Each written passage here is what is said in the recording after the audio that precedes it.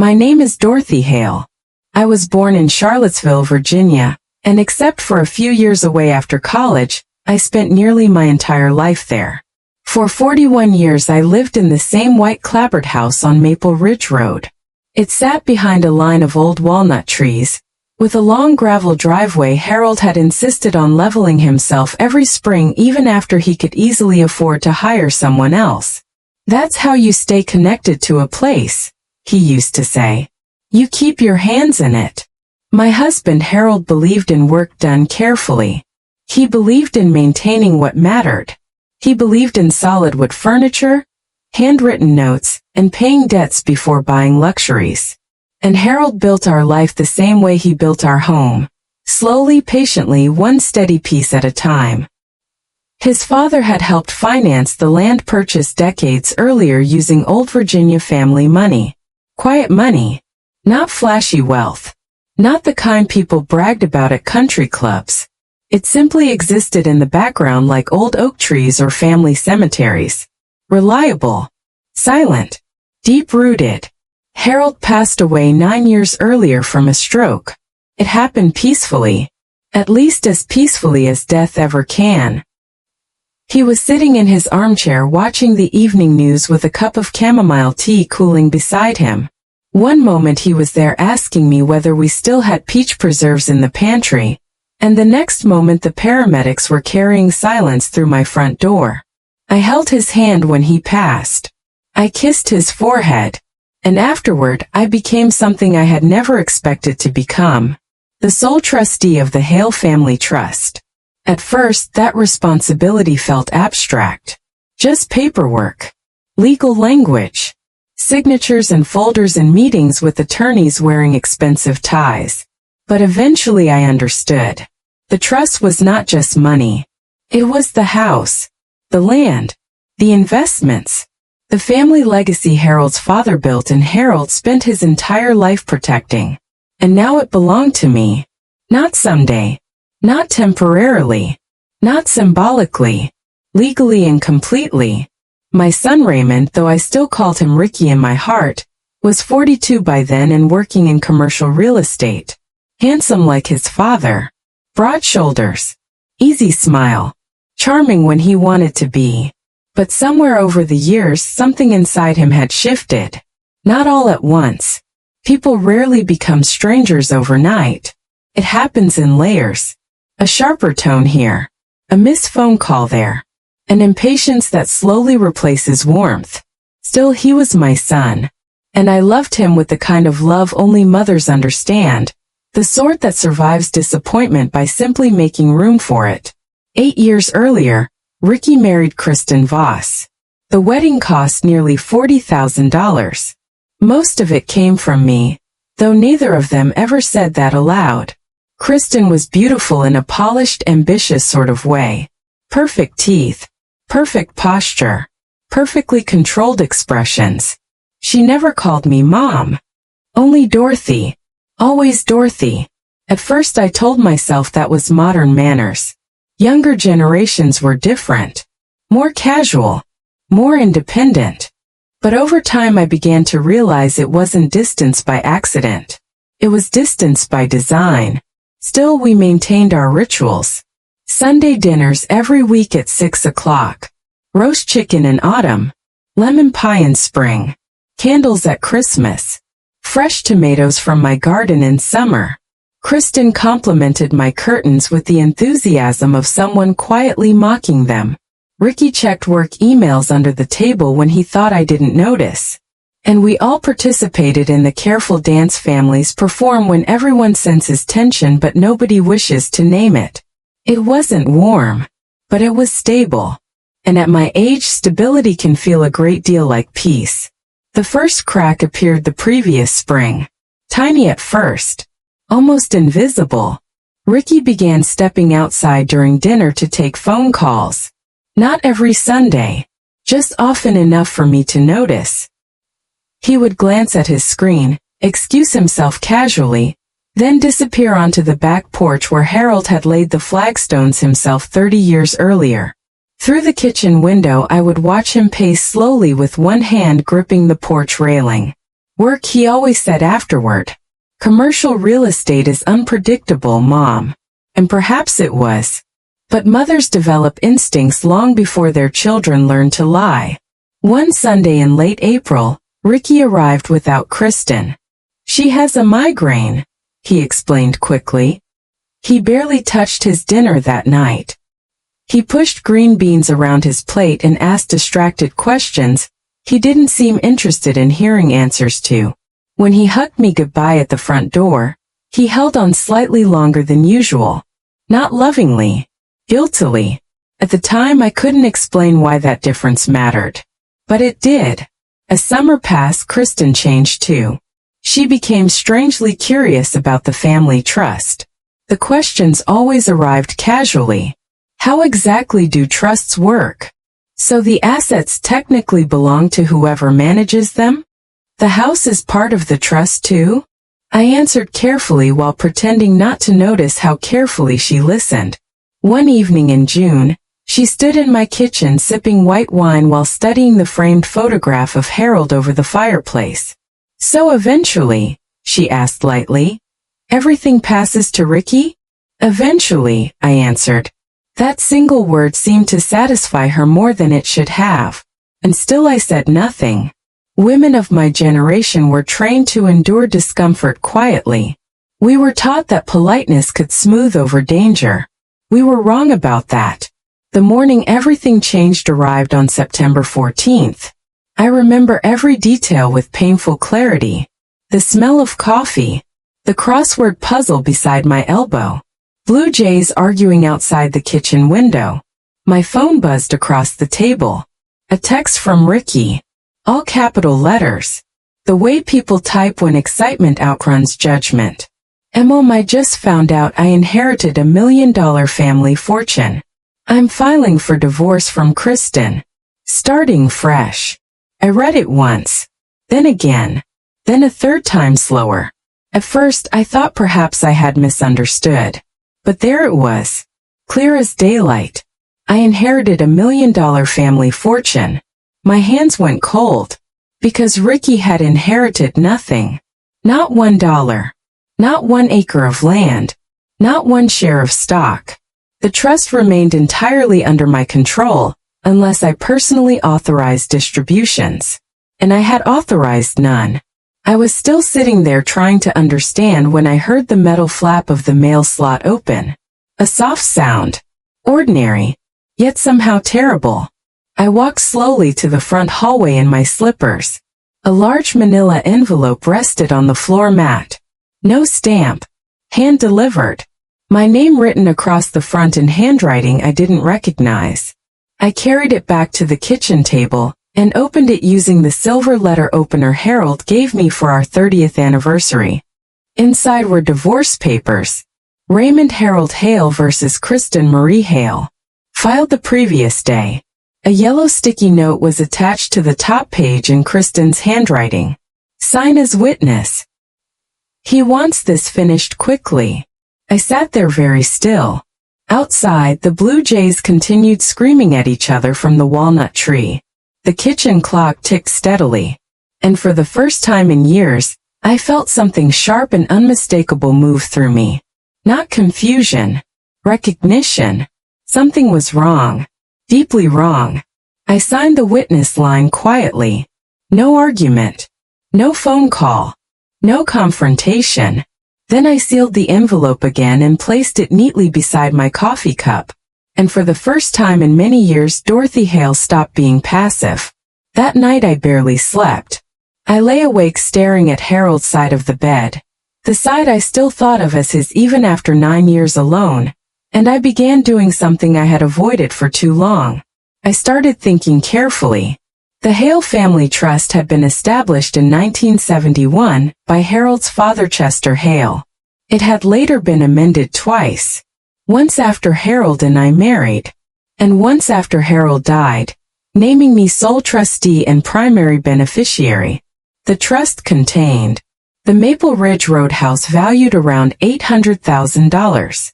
A portfolio of conservative investments worth over $1 million. Municipal bonds.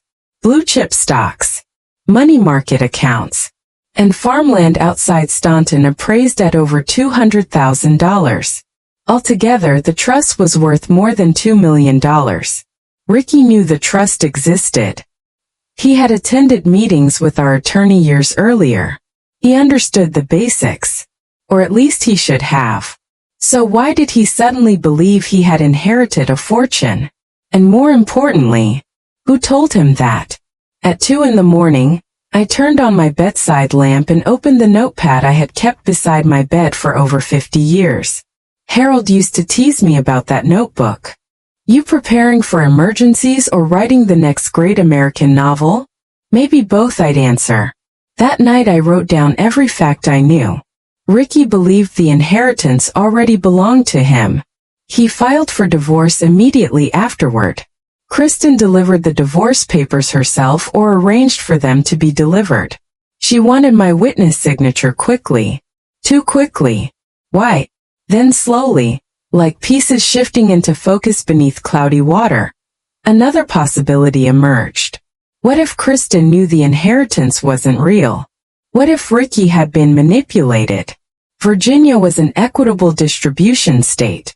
If divorce proceedings established that Ricky expected a large inheritance, perhaps Kristen hoped to leverage that expectation financially before the truth surfaced. The more I thought about it, the colder I became. By dawn I understood one thing clearly. I needed an attorney.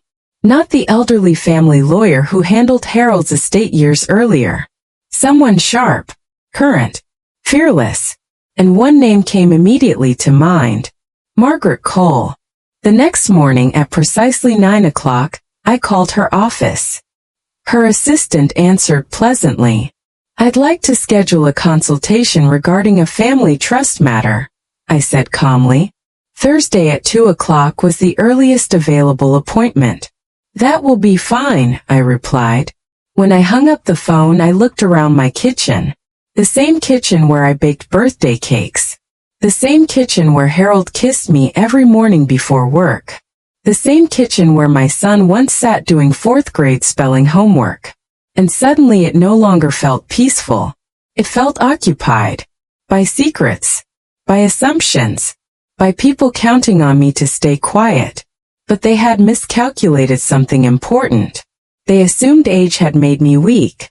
What age had actually made me was observant. And patient. And very, very difficult to fool. The days leading up to my meeting with Margaret Cole passed in an almost unnatural calm. That is one of the strangest things about crisis. The world does not pause for it. The grocery store still opens at 8. The tomatoes still need watering. Neighbors still wave from across the street, as if your life is not quietly rearranging itself underneath your feet. So I kept my routines. On Wednesday morning I went to the farmer's market as usual. I bought fresh peaches, green beans, and a loaf of sourdough from the baker who always flirted harmlessly with women over 60. I smiled. I made small talk. I acted normal. But underneath that normalcy, my mind kept circling the same questions. Who told Ricky the inheritance was already his? And why had Kristen moved so quickly the moment he believed it? By Thursday afternoon, I had worked myself into a state of cold determination. Margaret Cole's office sat above a small independent bookstore on Water Street in downtown Charlottesville. I had passed the building hundreds of times over the years without ever going inside. The bookstore downstairs smelled like old paper and cedar shelves. The office upstairs smelled like order. Margaret herself was younger than I expected. Mid-40s perhaps. Close-cropped natural hair. Dark framed glasses resting on top of her head. And the kind of direct eye contact that immediately made you aware she missed very little. When she shook my hand, her grip was firm. "Mrs. Hale," she said warmly, "please sit down and tell me what's happened. Not, how can I help you? Not, what seems to be the issue? Tell me what's happened." The distinction mattered. So I told her everything. The text message. The divorce filing. The trust. Kristen's questions over the previous months. My suspicion that someone had manipulated Ricky regarding the inheritance. Margaret listened without interrupting. Every so often she wrote notes in small precise handwriting. When I finally finished speaking, she leaned back slightly in her chair. "And you signed the witness line on the divorce petition?" she asked. "Yes." "That's fine," she said immediately. "Your signature carries no ownership implication regarding the trust. It merely acknowledges receipt and observation of the filing." I felt my shoulders loosen slightly. Then her expression sharpened. "But Mrs. Hale, I need to ask you something important. Are you looking to understand what's happening? Or are you looking to stop it?" I considered that carefully. "Both," I answered. Margaret nodded once. "Good," she said. "That's the correct answer." She opened the trust documents and began reviewing them page by page. 40 minutes passed in near silence except for occasional questions. "Did Harold ever verbally promise early distribution to your son?" "No." "Any written amendments after his death?" "No." "Any co-trustee appointments?" "None." Finally, Margaret closed the folder. "Mrs. Hale," she said calmly, "this trust belongs entirely to you. Your son has absolutely no present ownership interest in these assets." I knew that already. Yet hearing another person say it aloud changed something inside me. It transformed fear into structure. Margaret continued, "Your son is a contingent remainder beneficiary. That means he may inherit in the future under certain conditions, including your death or voluntary distribution. But currently legally completely these assets are yours." I stared at Harold's documents resting on her desk. "Then why does he believe otherwise?" I asked quietly. Margaret folded her hands. "That," she said, "is the real question." I told her about Kristen's repeated curiosity regarding the trust structure. Margaret listened carefully. "Mrs. Hale," she said slowly, "it's possible someone intentionally misrepresented the trust to your son in order to influence his behavior. If that happened strategically, particularly connected to divorce proceedings, that becomes serious." "How serious?" "Potentially fraudulent." The word landed heavily. Fraudulent. Not misunderstanding. Not confusion. Fraud. For a long moment neither of us spoke. Then Margaret leaned forward slightly. "I recommend immediate action." "What kind of action?" "A formal declaration of trustee authority filed with the court handling the divorce proceeding. We establish officially that the trust assets belong solely to you and are not marital property subject to equitable distribution." I blinked. Would that create conflict?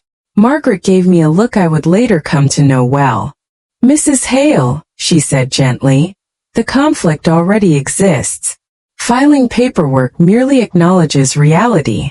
I drove home through winding back roads beneath golden October trees. For the first time in weeks, my thoughts felt organized instead of chaotic. Nothing had been solved yet, but I had crossed an invisible threshold. I was no longer simply reacting. I was participating. That mattered. More than I realized at the time. The next morning Ricky called. His voice sounded almost overly casual. "Hey Mom. Just checking in." "Hello Ricky. How are you doing?"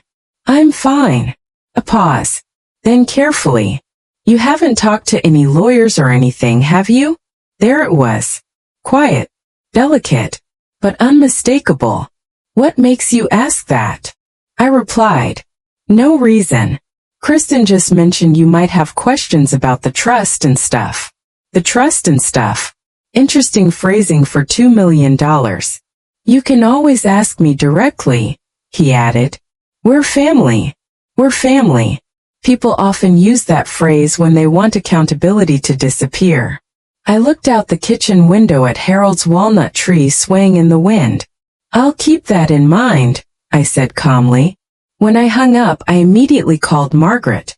"He knows," I told her. "Or suspects," she corrected.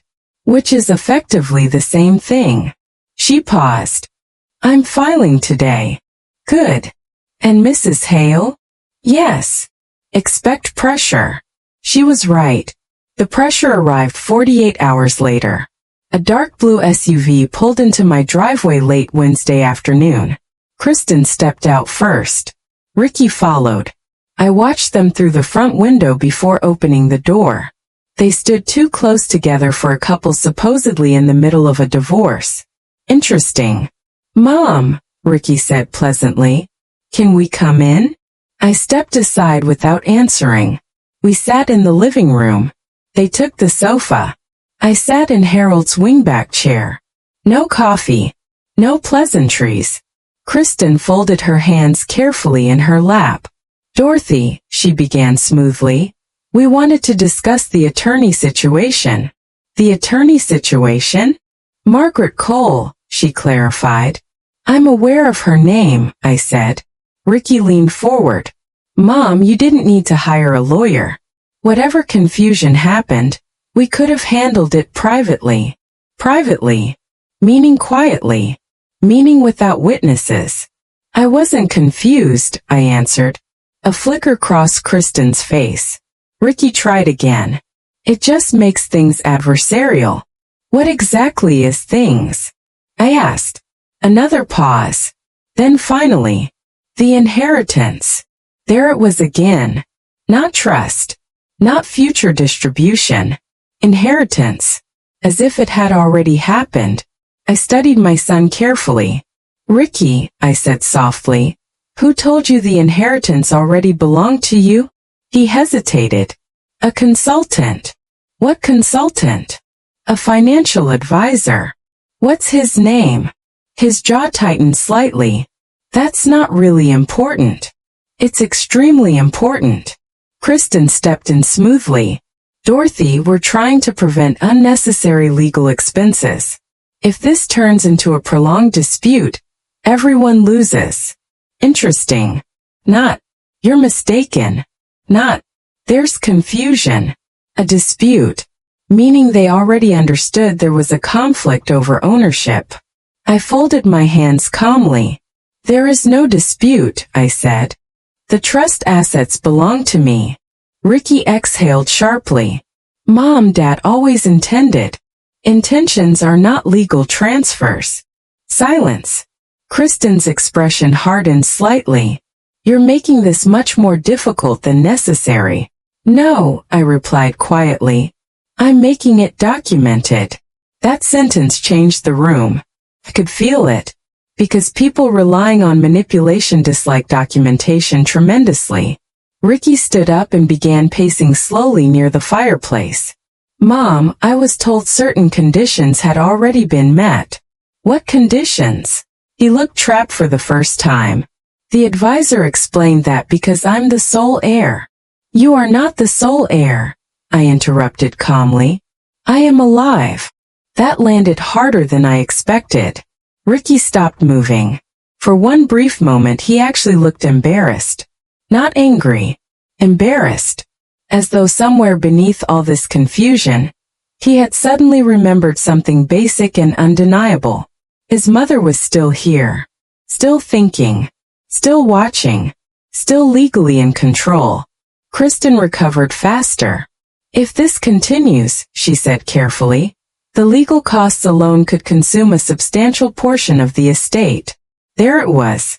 The first real threat. Disguised as concern. I looked directly at her. The estate, I said slowly, is not yours to calculate. Neither of them spoke. Finally I stood up. I think this conversation is finished. Kristen opened her mouth again. I held up one hand. No. Not loud. Not dramatic. But final. Ricky looked at me then with something complicated in his eyes. Not hatred. Something sadder. The realization that the version of me they had counted on no longer existed. I walked them to the door. Kristen left first without another word. Ricky lingered. Mom. But whatever sentence came next never arrived. He simply walked away. I stood at the front window watching the dark blue SUV disappear down Maple Ridge Road. Then I called Margaret. You did exactly right, she told me after I explained everything. Every word of that meeting confirms what we suspected. Which is that someone believed you would surrender quietly. I looked around my living room. Harold's books. Harold's chair. Harold's photographs. No, I said softly.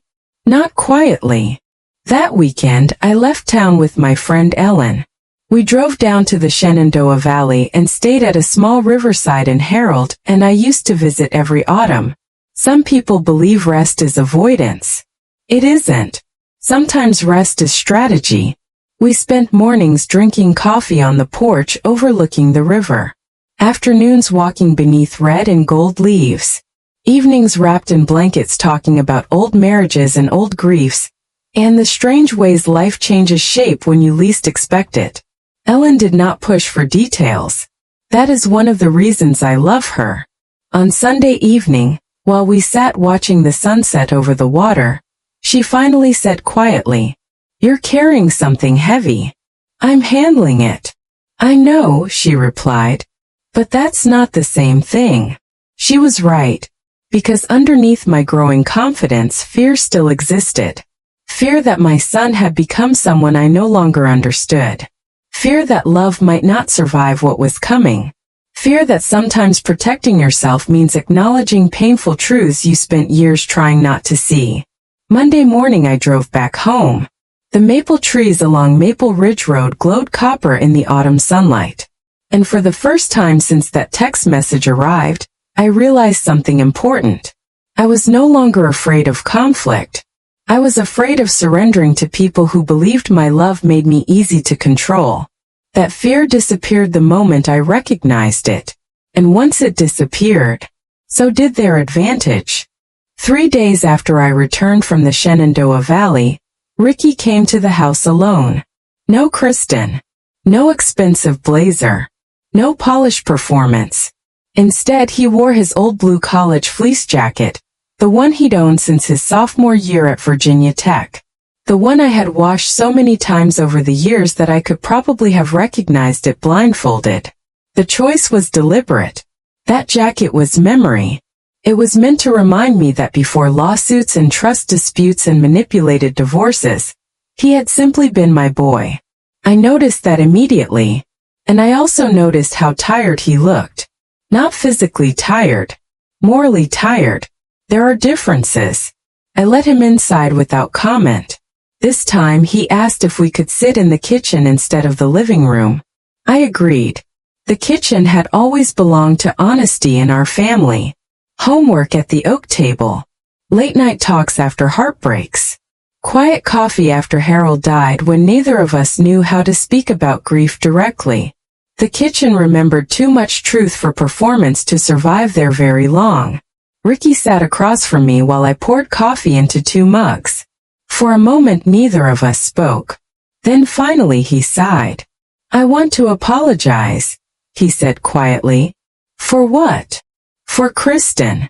For how she spoke to you." I nodded once but said nothing. He stared into his coffee. "She's been under a lot of pressure." Interesting, I thought. Not, "We were wrong." Not, "We misunderstood." Pressure. As though circumstances rather than choices had caused all this. "The divorce has been messy," he continued. "Harder than I expected." I watched him carefully. "I didn't come here to pressure you, Mom. I came because I miss you." That sentence hurt more than anger would have. Because I believed part of it was true. Love and manipulation often coexist uncomfortably inside families. People imagine deceit requires absence of affection, but that isn't how human beings work. Sometimes people genuinely love you while simultaneously trying to use you. That contradiction is one of the saddest truths of adulthood. I folded my hands around my coffee mug. "Tell me about the consultant," I said calmly. Ricky looked up immediately. "What?" "The financial advisor who told you the trust already belonged to you. What's his name?" His expression changed slightly. Not dramatic. Just guarded. "That's not really what I came here to discuss." "I know exactly what you came to discuss," I answered quietly. "You came hoping I would back down." His jaw tightened. "Mom." "No. Let's stop pretending this is confusion. Someone told you the trust assets were effectively yours already. Someone encouraged you to act quickly. Someone believed I would simply accept that." He looked away. The silence stretched long enough for the refrigerator motor to hum loudly in the corner. Finally he spoke. "I didn't understand how complicated the trust was." "That's not an answer." He made it sound simple. "Who?" Another silence.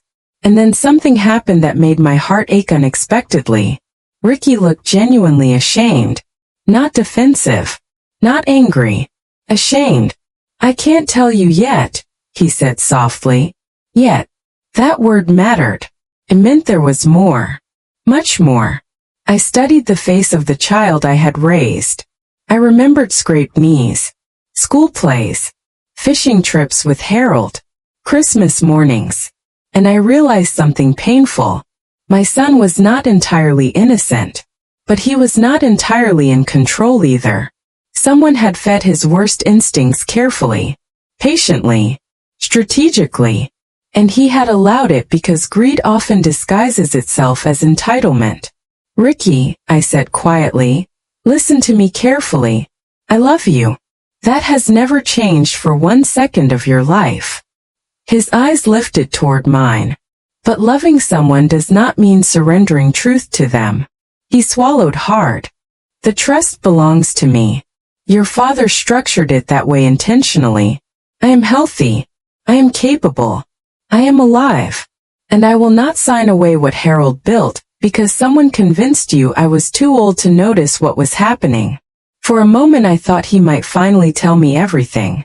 I could almost see the decision moving behind his eyes. Then something shut down again. Fear perhaps. Or loyalty.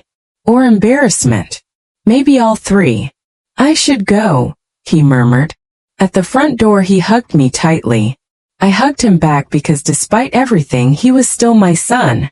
Then I stood on the porch and watched him drive away beneath the orange leaves falling across Maple Ridge Road. And I felt grief settle over me heavier than anger ever could. That Sunday, Ellen insisted I come to church with her.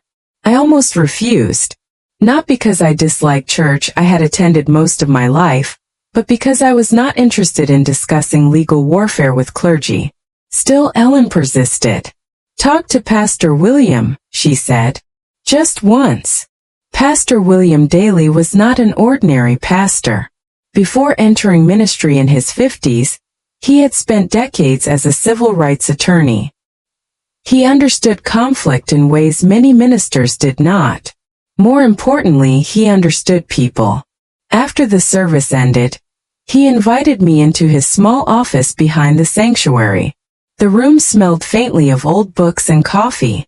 Sunlight filtered through narrow stained glass windows onto shelves crowded with theology texts and legal journals sitting side by side.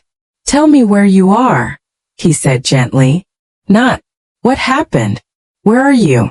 So I told him. Not every legal detail. Just the emotional truth beneath it. My son. The trust. The pressure. The fear that protecting myself might permanently damage what remained of our relationship. Pastor William listened quietly. Then finally he asked, "Dorothy, what are you afraid of?" I answered immediately. "Losing my son." He nodded slowly. "And if you surrender the trust?" I stared at him. The question settled heavily between us. "I don't know," I admitted. "Yes, you do," he said softly. "And unfortunately, I did. If I surrendered now, it would not repair anything. It would simply reward manipulation." Pastor William leaned back in his chair. "Fear is not always a warning," he said. "Sometimes fear is simply the price of standing where you should stand." I drove home afterward feeling strangely lighter. Not because the situation improved, but because someone had finally said aloud what I already knew. I was not wrong for protecting myself. The next confrontation arrived 2 weeks later. Saturday morning. Cold November air. Copper-colored maples lining the road. I was in the garden cutting back dead dahlias when I heard the familiar engine of the dark blue SUV. Kristen and Ricky climbed out together. Interesting. Apparently the divorce had either paused or served its purpose already. I removed my gardening gloves slowly. This time I did not invite them inside. Instead, I met them on the front porch. That decision mattered to me more than I expected. The house behind me was Harold's house. My house. A place built carefully over decades. I would not allow manipulation to enter it again. Kristen had changed tactics. I could see that instantly. Her hair was worn down softly instead of tightly pulled back. Minimal makeup. Warm-colored sweater instead of business attire. She looked approachable. Human. Vulnerable. Manufactured vulnerability is still performance. Dorothy, she said carefully, thank you for seeing us. I didn't know I had a choice, I replied. A small flicker crossed her face. We came to apologize for how things were handled before. Interesting wording again. Not for what we did, for how things were handled. Ricky stood slightly behind her looking uncomfortable. Kristen continued smoothly. We've all had time to reflect and we think there's a better path forward. What kind of path? A compromise. There it was. She clasped her hands together gently. We understand the trust legally belongs to you right now. We respect that completely. Right now. Such careful wording. But perhaps, she continued, there's room for a voluntary partial distribution. Something that gives Ricky stability, while you're still here to oversee it. While you're still here. The sentence hung in the cold air between us. Not overtly cruel. Not technically threatening. Yet unmistakably calculated. I looked directly at her. You're suggesting I transfer trust assets because I'm 68 and therefore presumably nearing the end of my usefulness. Ricky shifted immediately. Mom, that's not what she meant. It's exactly what she meant. Kristen's softer mask flickered. Only for a second. But long enough. Dorothy, she said more firmly now. We're trying to avoid unnecessary litigation. If this escalates further, legal expenses could consume enormous portions of the estate. Again with the estate. Again speaking as though the assets already existed within their reach. I folded my arms. The trust assets are not yours to negotiate. Her expression cooled visibly. We have legal consultation suggesting Raymond may qualify as beneficial owner under the circumstances. I almost laughed. Not because it was funny, because it was astonishing. You have consultation, I said calmly.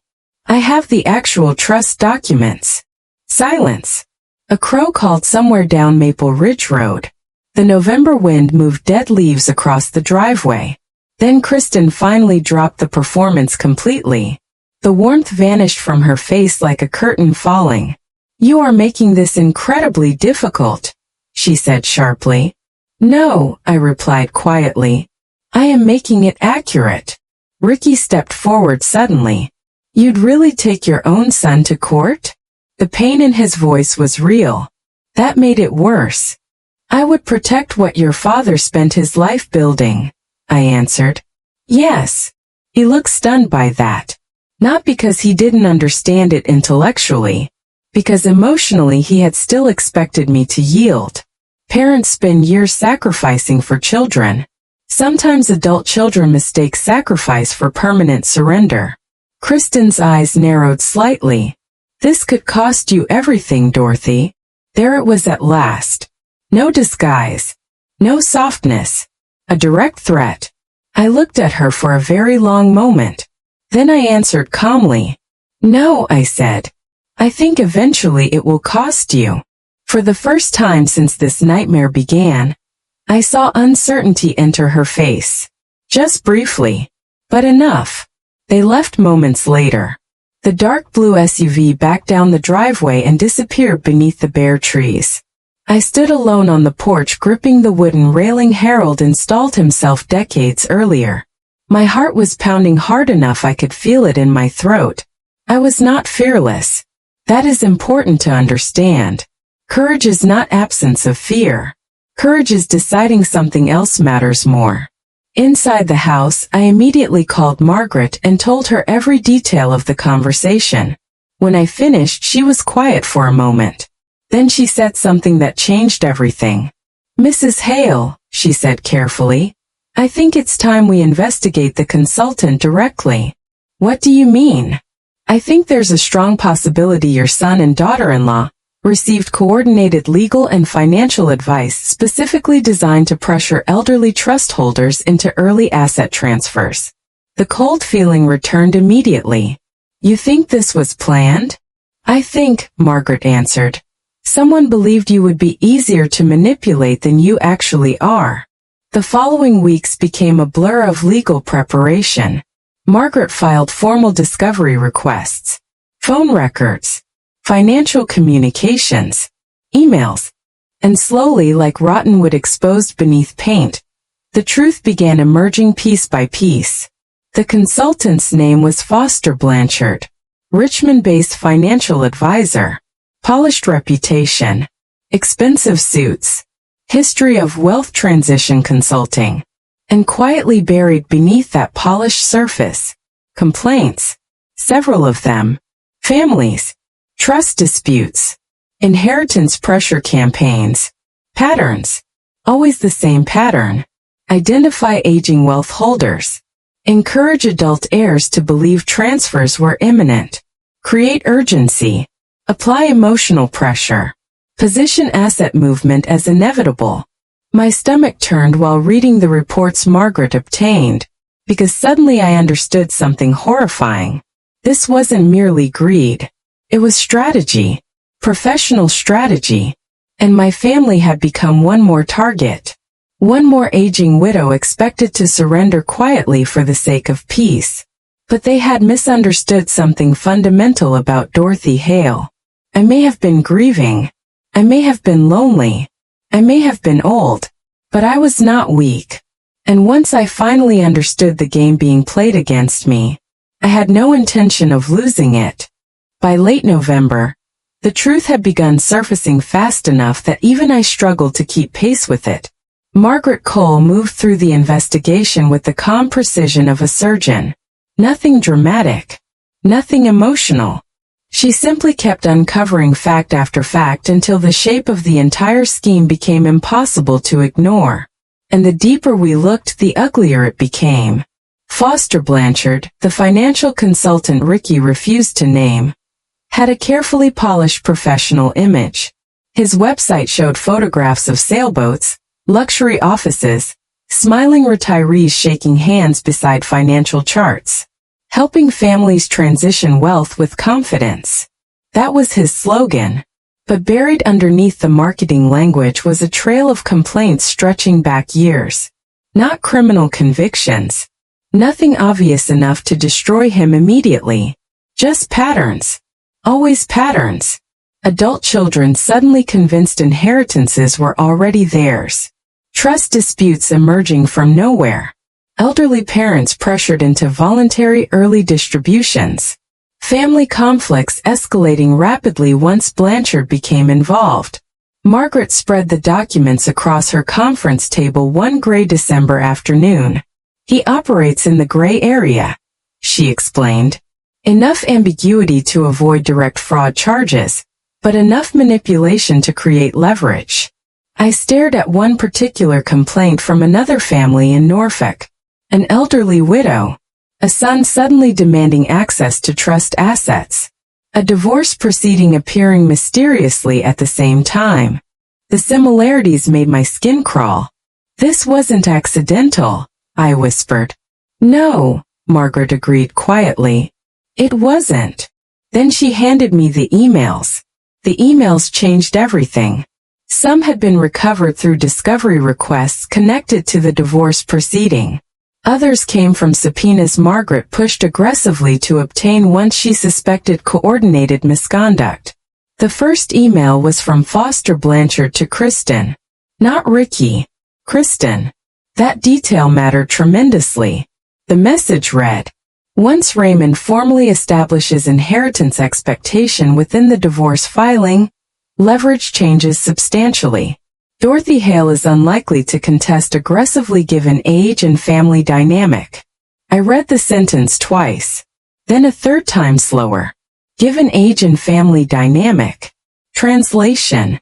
Old women usually surrender quietly to avoid conflict with their children. My hands trembled slightly as I turned to the next email. This one from Kristen to Blanchard.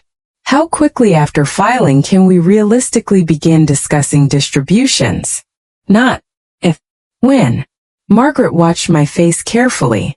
I'm sorry, she said softly. Oddly enough, I wasn't devastated. Not in the way I expected. The shock had already happened weeks earlier. What I felt now was something colder. Clarity. The next email hurt most of all, because this one included Ricky.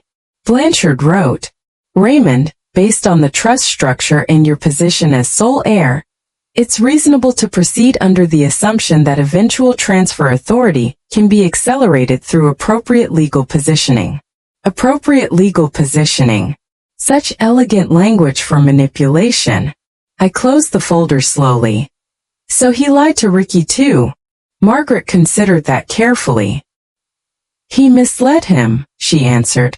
Whether Ricky fully understood the manipulation or simply wanted to believe it is harder to determine. That distinction mattered to me emotionally even if it mattered less legally. Because despite everything, he was still my son. And mothers search desperately for pieces of innocence, even after disappointment has become undeniable. The hearing was scheduled for the second week of December. Winter arrived early that year. The morning of the hearing, Charlottesville sat beneath a thin gray sky threatening snow. I wore my navy wool coat, the one I purchased after Harold died because I needed something dignified for funerals and difficult meetings. It suddenly felt appropriate again. The Albemarle County Courthouse was smaller and quieter than television dramas lead people to imagine. No dramatic marble staircases. No crowded gallery. Just wood paneling. Fluorescent lights. Muted voices echoing softly through old hallways. Margaret met me outside the courtroom carrying 3 organized folders and a travel coffee mug. You ready? She asked. No, I answered honestly. She smiled slightly. Good. Overconfident people make mistakes. Inside the courtroom, Ricky sat beside his attorney at the opposing table. He looked exhausted. Not angry. Not arrogant. Simply exhausted.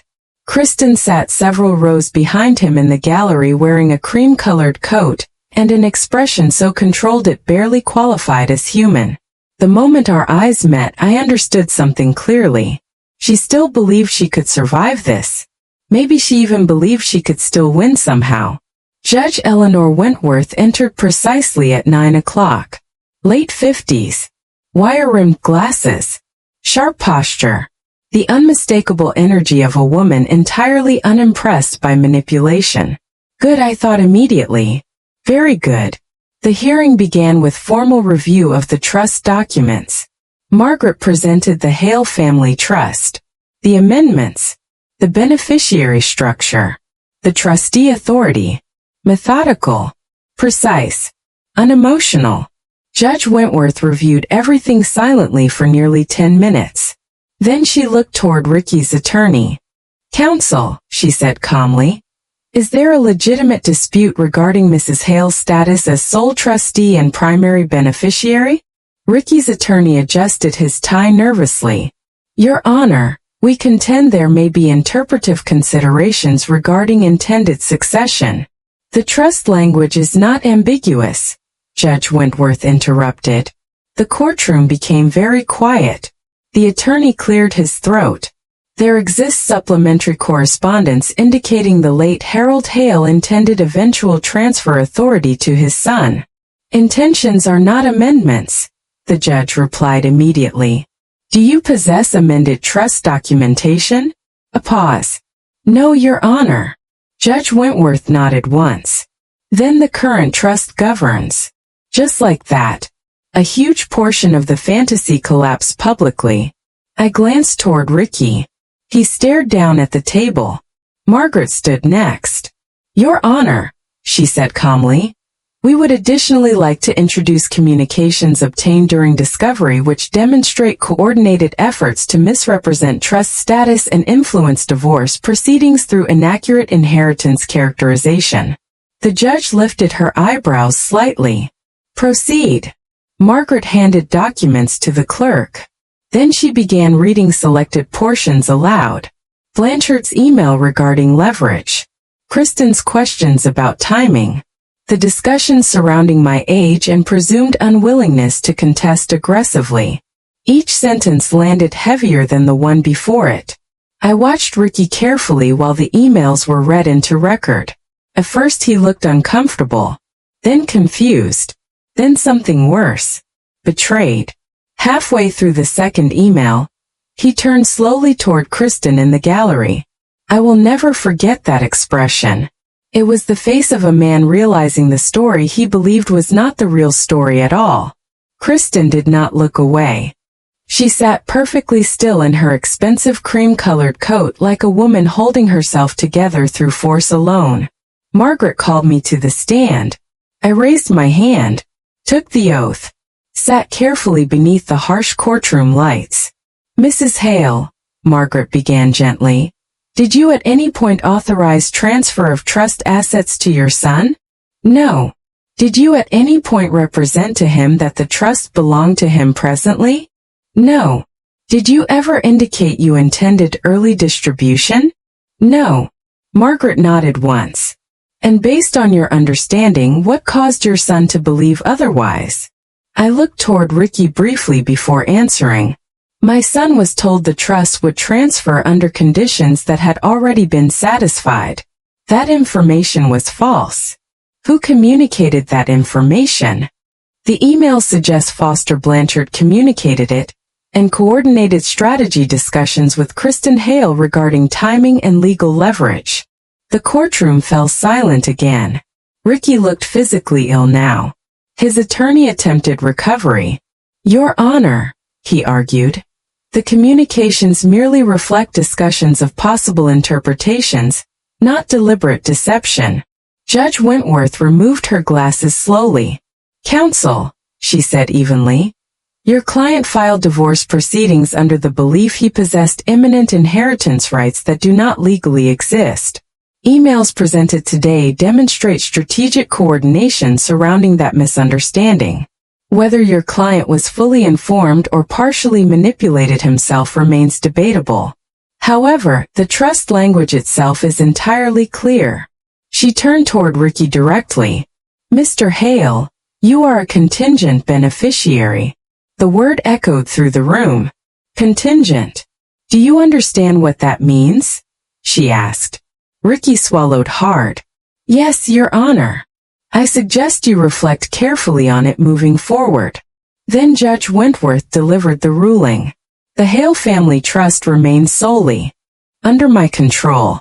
The trust assets were not marital property. No legal basis existed for inheritance acceleration. No present ownership interests belonged to Ricky. Clear. Direct. Final. Margaret touched my arm lightly beneath the table. That's it, she whispered. But oddly enough, victory did not feel triumphant.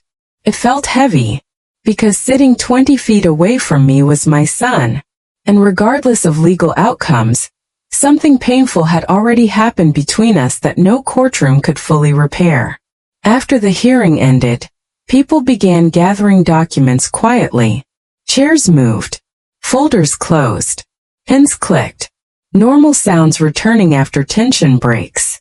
Ricky approached me slowly near the courtroom exit. For a moment neither of us spoke. Then finally he said quietly, I didn't know about those emails. I believed him. At least partially. I know, I answered.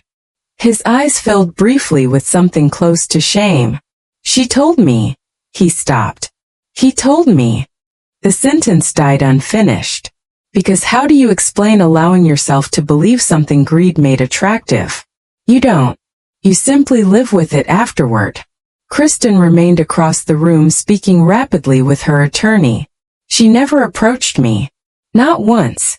And strangely enough, I respected that more than another performance apology.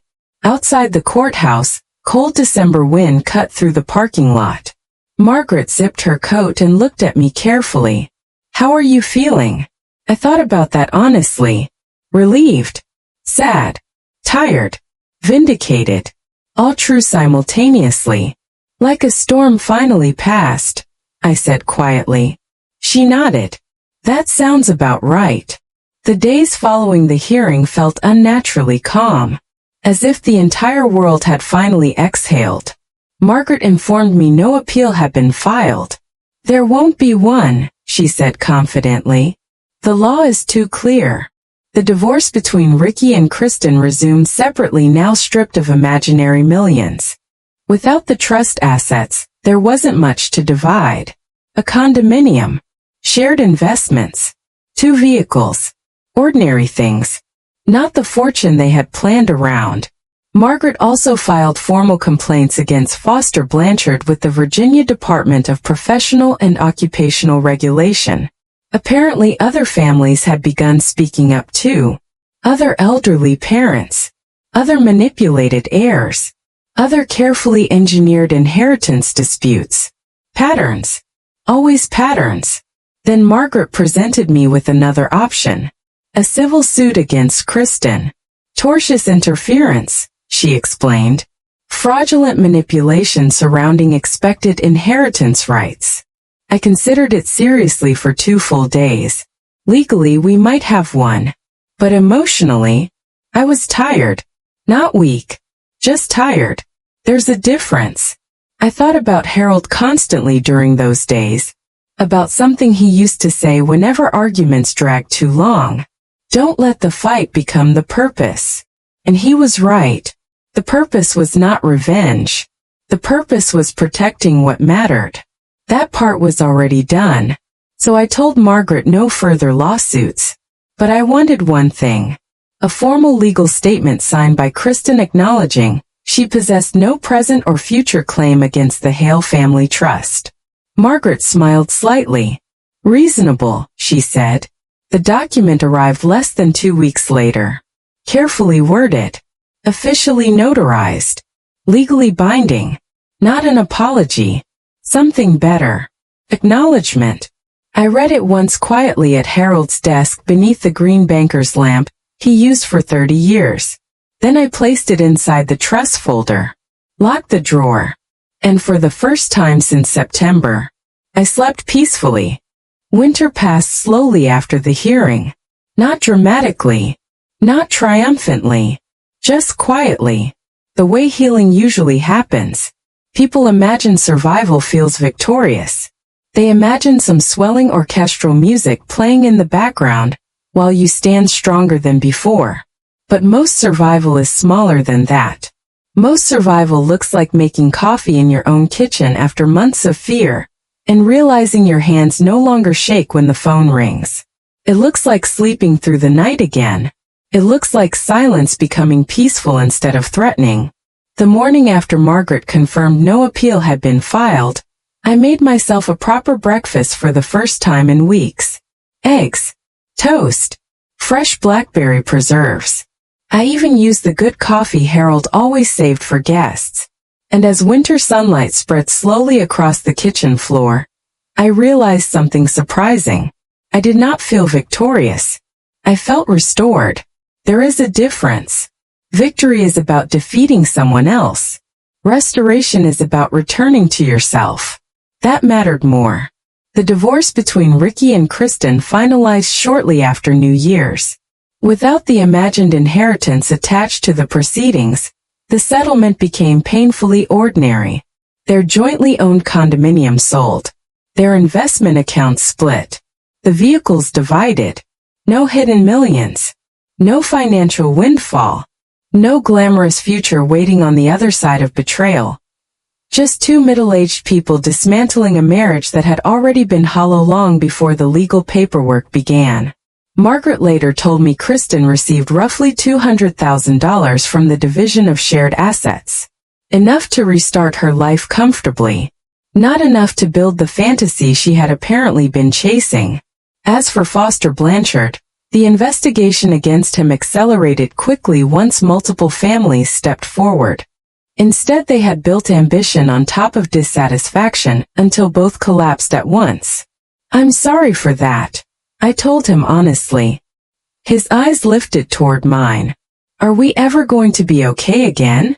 The question sat between us like fragile glass. I thought carefully before answering. At my age, I no longer believed in comforting lies. "I don't know yet," I said truthfully. Pain flickered across his face.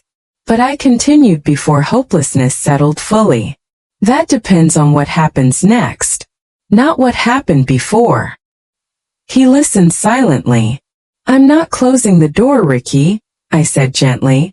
"But rebuilding trust takes longer than breaking it." For the first time in months, his expression softened into something real. Not strategy, not persuasion, just sadness mixed with hope. When he left that afternoon, he paused at the doorway. "Love you, Mom." I looked at him standing there in the fading winter light and suddenly saw flashes of every age he had ever been. 6 years old holding dandelions behind his back. 12 years old learning to fish with Harold. 17 years old pretending not to cry after his first heartbreak. The love had never disappeared. It had simply become buried beneath ego, manipulation, and very bad decisions. "I love you too," I answered. And for now that was enough. Spring arrived early that year on Maple Ridge Road. The crocuses appeared first along the driveway. Then the forsythia exploded into impossible yellow. Then came the Virginia dogwoods opening white against the soft blue sky like folded paper lanterns. One warm April morning, I stood at the kitchen window watching two cardinals argue over the bird feeder Harold hung from the walnut tree decades earlier. And suddenly a quiet thought settled over me. This is still mine. Not possessively. Not greedily. Gratefully. The house was still standing. The porch still held. The walnut tree still bloomed each spring. And so did I. That spring I finally repainted the front porch. I had postponed it for nearly 2 years because exhaustion has a way of turning even small tasks into impossible ones. But now the war inside my life had ended. 2 young painters arrived one Thursday morning carrying ladders and buckets of bright white paint. I sat in the garden drinking coffee while they worked. Watching old wood become fresh again. And strangely enough, it felt symbolic. Because survival is not only about defending what exists. It is also about allowing yourself to restore beauty afterward. Ellen and I traveled to Portugal in May. My first trip to Europe in over a decade. Lisbon first. Then the Alentejo countryside with its rolling golden fields and olive groves stretching endlessly beneath enormous skies. One evening we sat on a hillside terrace drinking local wine while the sunset turned the landscape amber and silver. Ellen took a photograph of me standing beside the stone railing. When she showed it to me later, I barely recognized the woman in the picture. She looked rested. Not younger. Not transformed. Simply lighter. As though some invisible weight had finally been set down. I kept that photograph. It still sits on my nightstand beside Harold's old reading glasses. Later that summer, I established an educational support fund for my great-nephew Devin. Bright boy. Mechanical engineering student at Virginia Tech. Working 2 jobs while carrying full coursework. When I told him I wanted to help cover the remainder of his tuition, he went completely speechless. "Aunt Dorothy, I don't know what to say." "Then don't say anything," I told him. "Just graduate." He laughed nervously. And the following year, I sat proudly in the front row watching him walk across the commencement stage. That mattered to me deeply.